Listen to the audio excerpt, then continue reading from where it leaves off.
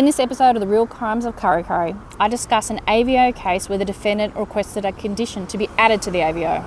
An AVO is an apprehended violence order.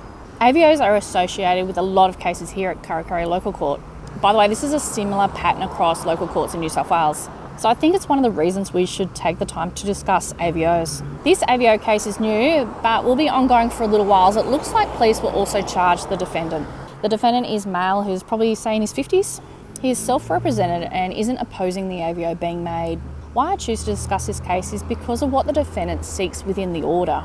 Now, the police are applying for the AVO and are only seeking standard condition 1, which is must not assault, stalk or intimidate the protected person, which the defendant is agreeing to.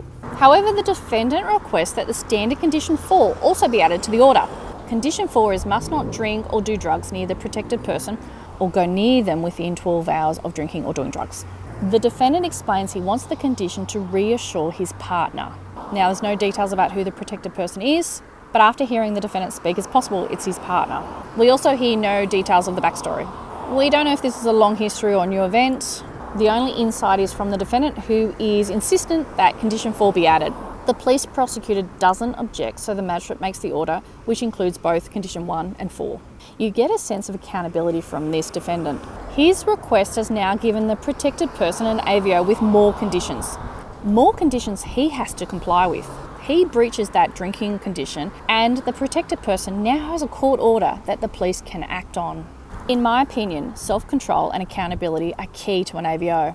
We might hear a little more about this legal story if the police go on and charge the defendant, as they will be required to return to Kurri Kurri Local Court to answer the charge.